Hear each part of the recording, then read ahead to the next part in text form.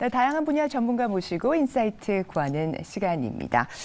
네, 쏟아져 나오는 기업 어닝 발표들로 정말 바쁜 한 주 보내고 있는데요. 자, 수급 변동성으로 국내 시장 투심 또 크게 흔들리고 있습니다. 이럴 때일수록 한 걸음 뒤로 물러서서 매크로한 이슈들 점검해보면서 투자의 방향성 짚어보면 좋겠습니다. 자, 박주근 리더스 인덱스 대표 모셨습니다. 어서 오십시오, 대표님. 네, 안녕하세요. 네, 방금 전에 또 속보로요. 윤 대통령 투자 신고식에서 여러 가지 발언들이 나왔습니다. 저희가 또 자막으로 저희가 또 드렸었는데요. 이 부분들 저희가 중간에 또 짚어보도록 하고요. 우선 첫 번째 질문 좀 드리겠습니다. 자, 미국에서 우리나라 시간으로 금요일 밤에 GDP, 미국 GDP가 발표되고 또 토요일에는 개인 소비 지출 PCE 지표가 나올 텐데요. 국내장에 어떤 영향 미칠 거라고 생각하시는지요? 우선 이 두 지표가 결국에는 그 다음 주에 있을 5월 그 미국 FOMC 금리를 네네. 또 영향을 어떤 지표를 주겠죠. 어쨌든 그 현재 뭐 이 두 지표가 중요한 거는 5월 첫째 주 다음 주에 있을 FOMC 기준금리 발표인데 기준금리는 결국에는 0.25%로 올라갈 것 같은데 이게 이제 마지막이지 않을까라는 게 시장의 대체적인 분위기고요. 보통 우리가 기억해 보면 딱 1년 전에 뭐 지금은 많은 사람이 기억도 못할 수도 있지만 미국의 FOMC 기준금리가 1%가 안 됐었죠. 네네. 1년 만에 막 올라간 건데 그렇습니다. 보통 금리 인상 효과가 아까 말씀하신 개인 소비 지출로 연결되는 구간이 한 6개월 틈을 봅니다.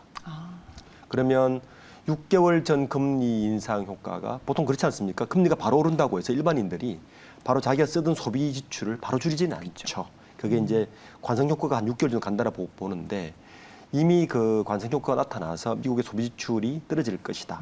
그리고 이미 미국 시장 금리 자체는 기준 금리는 높아졌지만 시장에서 흐르는 금리는 이미 기준 금리가 낮은 상태이기 때문에 이미 기준 금리 자체는 굉장히 부담스러운 금리가 된 상태고 그렇다면 올 하반기쯤에는 분명히 금리가 내려갈 것이라는 게 예상이라서 어쨌든 요 구간 지금 5월부터 요 하반기 요 구간 동안은 좀 변동성이 있지만 좀 박스권 내에서 계속 지켜지지 않을까라는 게 전문적인 예상입니다. 네네.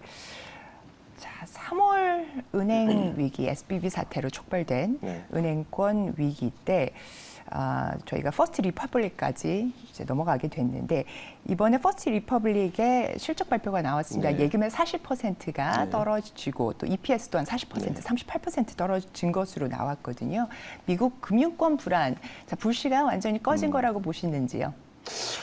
지금 뭐 그 실리콘밸리 은행부터 시작해서 퍼스트 리퍼블릭 은행까지 사실은 아까 말씀하신 금리하고 굉장히 인간성이 높거든요. 금리가 없다 보니까 채권의 불안정 이런 걸 이제 연관된 건데 이번 그 퍼스트 리퍼블릭 은행의 잔고가 40% 죽은 것은 사실은 좀 쇼크입니다. 왜냐하면 이게 원래 보유 예금액이 작년 말보다 720억 달러, 그러니까 40.8% 줄었다는 건데 문제는 뭐냐하면 여기에 그 미국 대형 은행들이 요 은행들의 불안 심리를 불을 끄기 위해서 300억 달러를 예치금을 줬는데도 40% 떨어졌다는 얘기죠. 결국에는 1,000억 달러 정도가 빠졌다는 건데 그러면 60% 정도가 뱅크런이 있었다는 이야기입니다.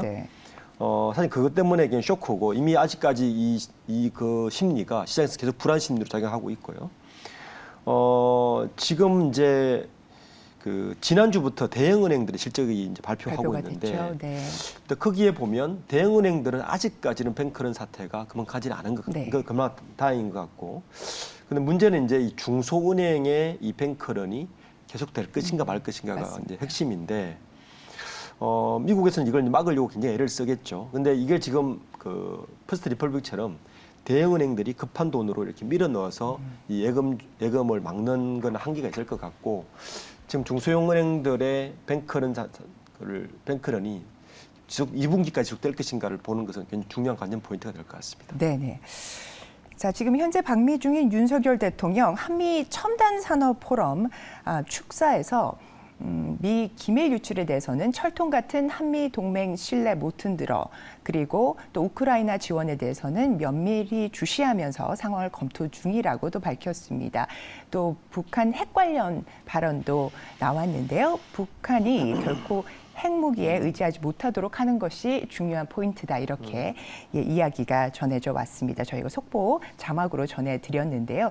자, 백악관에서 또 이런 얘기를 했습니다. 저희 마이크론 관련된 안보 조사를 중국에서 하겠다라고 네. 중국 당국이 밝혔고 이에 대해서 중국에서 이제 반도체 공백이 생겼을 때 한국 기업들 그 공백을 맞지 못하도록 해달라 이런 요청을 해왔다고 하는데요. 자, 이번 방미 기간 중에 우리 한국의 반도체 기업들 뭐 돌파구를 좀 마련할 수 있을까요?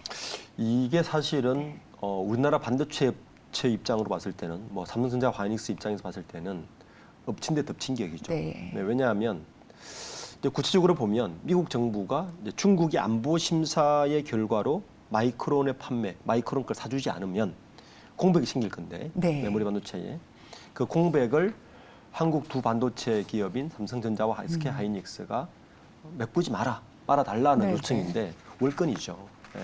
지금도 우리나라 수출 금액이 떨어지고 있고 미국 특히 중국 대중 수출이 가장 낮아지는 무역 적자가 심해지는 이유가 반도체 때문인데 맞습니다. 이 와중에 그것까지 막아달라 네. 그러고 또 중국의 시안 공장하고 뭐 중국에 있는 우리나라 반도체 공장들에 대한 추가 투자도 막는 네. 상태에서 이건 굉장히 월권이다. 네. 지금 방미 중에 사실은 방미 첫날 이런 결과를 발표했다는 것도 저는 굉장히 심각하다.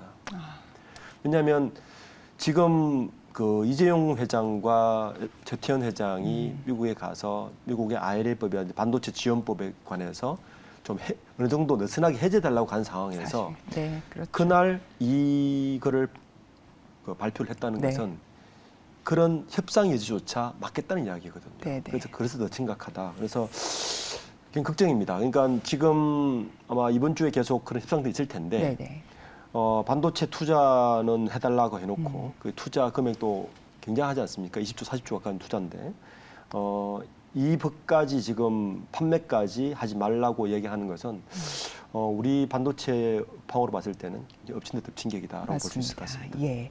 자, 마지막으로 짧게 하나 인사이트를 구하고 싶은 것이요. 자, 세린메이 5월에 팔고 떠나라라는 격언이 있는데요. 네. 자, 투자자들께 어떤 조언을 좀 해주실 수 있을까요? 원래 5월에는 정치 조정 가능성이 크죠. 네. 네. 그래서 이제 뭐 이 5월에 팔고 떠나서 9월에 경마 때 와라. 뭐 이런 이제 네. 격언이 미국에서 월가에 주어져 있는데 지금 연초부터 지난주까지 보면 전체 유가증권 시장이 한 17% 정도 상승을 했습니다. 네, 네. 상당히 많이 올랐죠. 그렇죠. 그 개인들의 사자 매수가 굉장히 높았는데 저는 5월에는 이 변동성을 매수로 대응하기보다는 현금 비중을 좀 늘려서 한 템포 쉬어라는 조언을 하고 싶습니다. 네, 네. 특히 이제 글로벌 제조 경기가 반등을 하는 게 3분기로 보고 있거든요. 네, 네. 요 기간 2분기 동안에는 이 강세를 보이는 좀 조정을 하면서 좀 조정 기간으로 들어갔으면 좋겠다라는 생각입니다. 네네, 현금 보유 확대를 또 말씀을 주셨습니다. 오늘도 입체적으로 아주 다양한 인사이트 전해주신 박주근 대표님 말씀 대단히 감사합니다. 네, 감사합니다.